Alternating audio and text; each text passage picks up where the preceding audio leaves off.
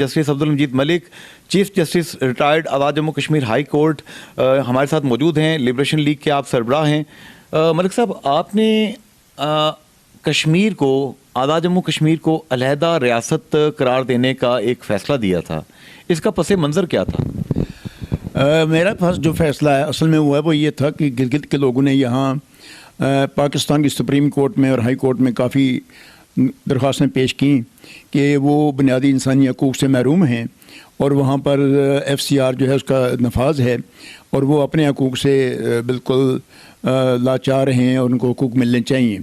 لیکن جب پاکستان کی سپریم کورٹ نے یہ فیصلہ دیے جی کہ چونکہ گلگت بلتستان جو ہے یہ جموں کشمیر کا حصہ ہے اور پاکستان کی عدالتیں جو ہیں پاکستان کے آئین کے تحت کام کرتی ہیں اور پاکستان کا آئین جو ہے اس کا ایک آرٹیکل ہے 257، وہ یہ کہتا ہے کہ جموں کشمیر کے مستقبل کا فیصلہ ابھی ہونا ہے اور جب جموں کشمیر کے عوام جو ہیں رائے شماری میں علاقے پاکستان کا فیصلہ کریں گے تب پاکستان اور جموں کشمیر کے درمیان جو تعلقات ہیں ان کا تعین ہوگا۔ تو اس پاکستان کے آئین کی روشنی میں پاکستان کی عدالتوں نے جب ان کو ان کے حقوق سے محروم رکھا اور ان کی درخواستیں خارج ہوگی تو پھر الٹیمیٹلی انہوں نے یہ مناسب سمجھا کہ ہائی کورٹ جو آزاد کشمیر کا ہے اس میں انہوں نے درخواست دائر کی، تو اس میں ان کے 3 پوائنٹ جو تھے وہ بنیادی تھے۔ پہلا پوائنٹ یہ تھا کہ وہ جموں کشمیر ریاست کا حصہ ہیں، اور نمبر 2 یہ علاقے جتنے ہیں گلگت بلتستان جو ہے جیسے آزاد کشمیر ہے یہ خود انہوں نے آزاد کروائے ہیں، اور جو حیثیت آزاد کشمیر میں عوام کے حقوق کی ہے ان کو بھی وہی حیثیت ملنی چاہیے، اور جو ان کے حقوق ہیں ہر شعبے میں وہ اس کے حقدار ہیں، تو لہذا اس کو انٹیگریٹ کر کے آزاد کشمیر کا حصہ بنایا جائے۔ تو اصل میں ہوا یہ ہے کہ جب یہ آزاد کشمیر حکومت قائم ہوئی 24 اکتوبر کو، تو اس وقت گلگت بلتستان جو ہے یہ اس حکومت کے ماتحت تھا، بلکہ گلگت بلتستان کے جتنے لوگ ڈورگر زمانے کے سابق ملازم تھے وہ پینشن جو ہے مظفر آباد کے خزانے سے وصول کرتے تھے، تو یہ سلسلہ وہاں چل رہا تھا۔ تو ہوا یہ کہ 28 اپریل 1949 کو جب یہ فیصلہ ہو کہ ریاست میں رائے شماری ہونی ہے، تو اچانک پاکستان میں جو ایک منسٹر تھے گورمانی صاحب، جن کو منسٹر بے محکمہ کہتے تھے، وہ یہاں راولپنڈی میں بیٹھتے تھے شہزادہ کوٹھی میں، تو ان نے ہمارے صدر جو ابراہیم خان صاحب تھے اور مسلم کانفرنس کے جو چیف آرگنائزر تھے ہمارے پریزیڈنٹ تھے چودھری غلام باز صاحب مرحوم، ان دونوں کو بلا کر کہا جی کہ یہ اختیارات جو ہیں گلگت بلتستان کے آزاد کشمیر کی فوج کے تحریک آزادی کے یہ ہمارے سپرد کر دیں۔ تو اس وقت ایک ایگریمنٹ ہوا جس کا نام اوپر لکھو ارینجمنٹ آف ایڈمنسٹریشن، تو وہ اس کے تحت یہ تمام علاقے جو تھے گلگت بلتستان کے یہ بھی پاکستان کے سپرد ہو گئے، اور آزاد کشمیر کی جو ریگولر فورس تھی وہ اس کا جی ایچ کیو بھی، اس کی تمام کمانڈ جو تھی وہ بھی پاکستان کے سپرد ہو گئی، حتیٰ کہ تحریک آزادی جو ہے جو کہ سیکورٹی کونسل میں ہمارا کیس چل رہا تھا وہ بھی پاکستان کی تحویل میں دے دیا گیا۔ تو تب سے آزاد کشمیر حکومت جو ہے یہ تو بے اختیار ہو گئی، اور وہ لوگ جو تھے وہاں پر انتظامی امور جتنے تھے وہ پاکستان کے ماتحت ہو گئے وزارت امور کشمیر کے تحت، اور پاکستان کی چونکہ سیکورٹی کا مسئلہ تھا وہاں فوج جو ہے اس کا کنٹرول تھا، تو یہ فوج اور وزارت امور کشمیر نے وہاں پر ایف سی آر لاگو کیا۔ حالانکہ ایف سی آر جو ہے وہ وہاں لاگو نہیں ہو سکتا تھا چونکہ وہ جموں کشمیر جو ہے پاکستان کے ساتھ نہیں تھا، ایف سی آر پاکستان کا قانون تھا۔ تو اس پس منظر میں جب نے کیس دائر کیا تو میں نے گورنمنٹ پاکستان کو نوٹس بھی دیا، اور پاکستان کے ڈپٹی اٹارنی جنرل جو تھے وہ اگر کیس میں پیش ہوتے تھے، پاکستان نے جواب دعویٰ دیا، آزاد کشمیر حکومت نے جواب دعویٰ دیا، تو انہوں نے یہ بات تسلیم کی کہ گلگت بلتستان جو ہے یہ جموں کشمیر کا حصہ ہے۔ تاہم نے کہا کہ یہ سیاسی مسئلہ ہے، اس میں ہائی کورٹ جو ہے اس کو فیصلہ نہیں کرنا چاہیے، لیکن میں نے سننے کے بعد تمام تاریخی حقائق جو ہمارے قوانین تھے اس کی روشنی میں، اور آزاد کشمیر کے جو ہمارا عبوری آئین ہے اس کی روشنی میں، اور پاکستان کے آئین کی روشنی میں نے یہ فیصلہ کیا کہ گلگت بلتستان کو آزاد کشمیر کے ماتحت ایسے کیا جائے جیسے کہ یہ 24 اکتوبر کو تھا، اور یہاں پر جتنے قوانین نافذ ہیں وہ سارے کے سارے وہاں بھی نافذ کریں، ان کو آزاد کشمیر کی انتظامیہ جو ہے مکنہ جو ہے عدلیہ جو ہے اس میں بھی حصہ ملنا چاہیے، اور بنیادی انسانی حقوق جو ہیں سارے ان کو ملنا چاہیے۔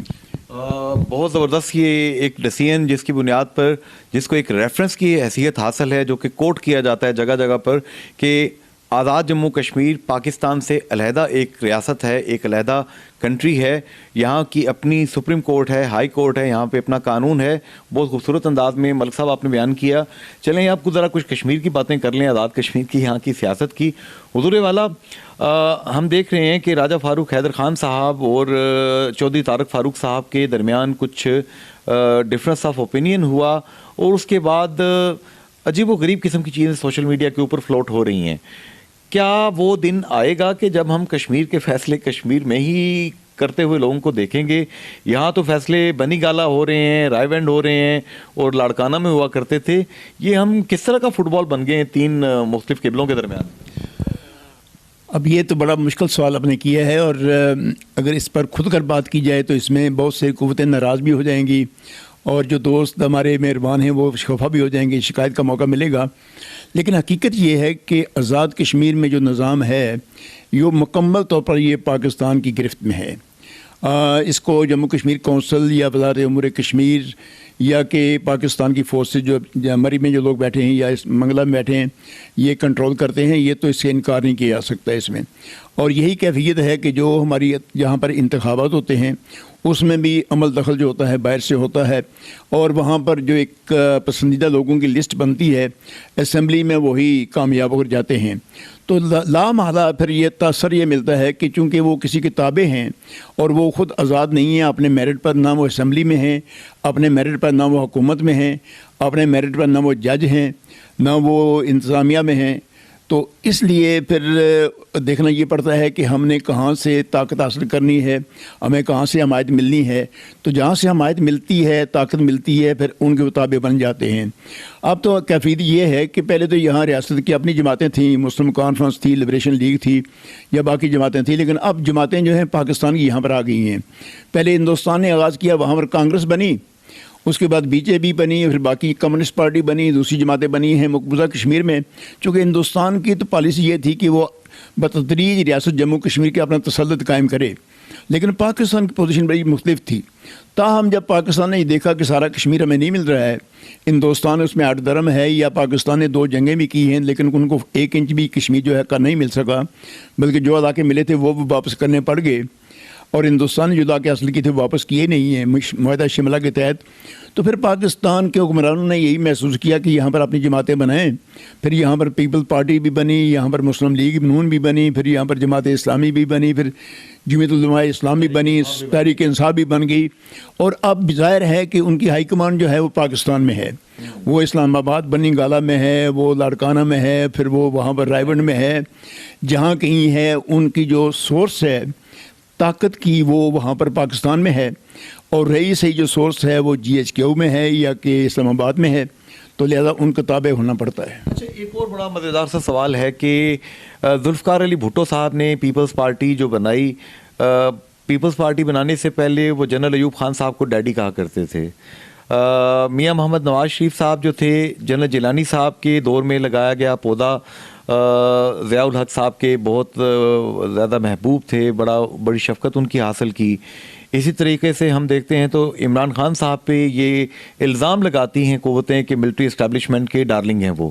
تو حضور والا، کیا ڈکٹیٹرز کی عسکری نرسریوں اور گملوں کے اندر لگے ہوئے پودے ایک جمہور کی اور جمہوریت کی بات کرتے ہوئے کچھ عجیب سا نہیں لگتا کانوں کو؟ پاکستان بدقسمتی سے جب بنا نا تو اس وقت بدقسمتی یہ ہوئی کہ قائد اعظم بیمار ہو گئے، اور وہ ان کی وفات جو ہے وہ 11 ستمبر 1948 کو ہوگی. اب پاکستان بننے کے 1 سال بعد قائد اعظم جن نے پاکستان بنایا تھا، جن کی پاکستان کی مطلب سوچ تھی کہ پاکستان کیسی ریاست بنے گی، اور جن نے دنیا بھر کے جتنے بھی اس وقت دانشور اگر ان کو سوالات کرتے تھے کہ پاکستان نیا ملک بنے گا، کیسا ملک ہوگا، اس کی معیشت کیسی ہوگی، نظام حکومت کیسا ہوگا، وہاں لوگوں کے حقوق کیسے ہوں گے، تو قائد اعظم کے پاس ایک تصور تھا. اور ظاہر ہے جو ان کی تقاریر ہیں اس سے جو ہم نتیجہ اخذ کرتے ہیں وہ یہی ہے کہ یہ ایک فیئر ویل اسلامک اسٹیٹ ہوگی، اور جس میں کہ لوگوں کے حقوق کا تعین ہوگا، تحفظ ہوگا، اس میں اقلیتیں جو ہیں ان کو بھی برابر کے حقوق ملیں گے. یہ ساری باتیں جو ہیں قائد اعظم کی سوچ میں تھیں. لیکن قائد اعظم چونکہ ان کی زندگی میں نہ ہمارا آئین بن سکا اور نہ ہم آگے بڑھ سکے. پھر اس کے بعد لیاقت علی خان صاحب جو تھے دوسرے لیڈر ہمارے, ان کو راولپنڈی میں 1951 میں جس کا میں چشمدید گواہ ہوں, 16 اکتوبر کو 1951 میں ان کو شہید کر دیا گیا. اور شہید کرنے والوں میں جتنے لوگ انوالو تھے وہ ظاہر ہے اس پاکستان کے لوگ تھے. جیسے گاندھی کو ایک ہندو نے وہاں پر, گوڈسے نے وہاں قتل کیا, اور ایسے ہی ہمارے لیاقت علی خان صاحب کو یہاں شہید کر دیا گیا. اس کے بعد شہادتوں کا سلسلہ یہاں پر جاری رہا ہے. اب بھی بے شمار ایسے موقع آتے ہیں کہ یہ سلسلہ ختم ہونے کو نہیں آتا ہے. لیکن جو اصل بات میں کرنا چاہتا ہوں وہ یہ ہے کہ پھر اس کے بعد ناظم الدین صاحب تھے جو بنے گورنر جنرل قائد اعظم کے بعد, اور لیاقت علی خان کے بعد جناب محمد علی بوگرا جو ہیں وہ بن گئے آ کر. پہلے ناظم الدین بنے, ان کی گورنمنٹ کو ختم کر دیا گیا, پھر بوگرا صاحب کو لایا گیا غلام محمد نے. اب غلام محمد جو ہے یہ بنیادی طور پر ایک بیوروکریٹ تھا, وہ سیاستدان نہیں تھا. پھر غلام محمد کے بعد چودھری محمد علی صاحب آئے, یہ بھی بیوروکریٹ تھے, یہ بھی سیاستدان نہیں تھے. تو اصل میں سیاستدان جو تھے وہ تو جناب ناظم الدین کے ساتھ, اور آخری سیاستدان جو تھا وہ تھا سہروردی صاحب.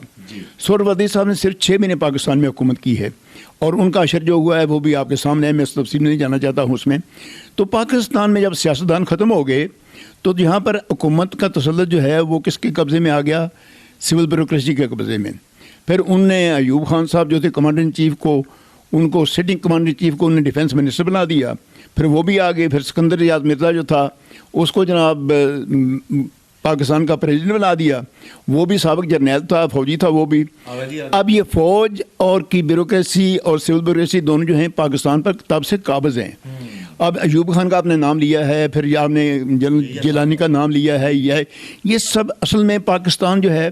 پھر ہم یہ کشمیر کے مسئلے کی وجہ سے, اور پھر ایسٹ پاکستان ہمارا درمیان تھا, ایک ہندوستان آتا ہے, یہ جموں پاکستان جو ہے یہ سیکیورٹی اسٹیٹ بن گیا ہے. تو سیکیورٹی جو ہے یہ لامحالہ ذمہ-داری جو ہے یہ فوج کی ہے. تو فوج جو ہے اس کو تسلط یہاں پر حاصل ہو گیا. لہذا آج بھی فوج جو ہے پاکستان کی محافظ بھی فوج, کشمیر کے مسئلے کی تحریک آزادی کی محافظ بھی فوج, اور پاکستان کی معیشت کی بھی محافظ فوج, اور پاکستان کی فارن پالیسی کی محافظ فوج ہے. جس سے اگر کوئی آدمی انکار کرتا ہے تو میں اس سے اتفاق نہیں کرتا ہوں. میری رائے میں چونکہ اس وقت پاکستان جو ہے یہ سیکیورٹی اسٹیٹ ہے, اس کی ایک طرف دیکھیں افغانستان میں طوفان اٹھا ہوا ہے, دوسری طرف جو ہے ہندوستان ہے, پھر چائنا جو ہے بڑی طاقت بیٹھا ہوا ہے, پھر ادھر ایران بیٹھا ہوا ہے. تو پاکستان جس ماحول میں ہے, جس مقام پر ہے, جغرافی لوکیشن جو ہے, اس میں فوج کی ذمہ داریاں زیادہ ہیں. لہذا فوج جو ہے اس کا عمل دخل جو ہے زیادہ ہے. اچھا, آخری ایک بات سر, آزاد کشمیر میں ہم دیکھ رہے ہیں کہ منگلا ڈیم بنا, منگلا ڈیم کے بعد ریزنگ ہوئی, ریزنگ کے بعد بھی اور منگلا ڈیم بنتے ہوئے بھی بہت سے وعدے ہوئے, کم پورے ہوئے. اب نیلم جیلم ہائیڈرو پروجیکٹ وہاں پہ بن رہا ہے, بن چکا ہے, کچھ چیزیں مزید ہو رہی ہیں, اور وہاں پہ دریا جو ہے مظفر آباد کے لوگ چیخ رہے ہیں کہ ہمارا دریا سوکھ گیا ہے, اور ٹنل بنا کے اس کو رخ موڑا گیا ہے.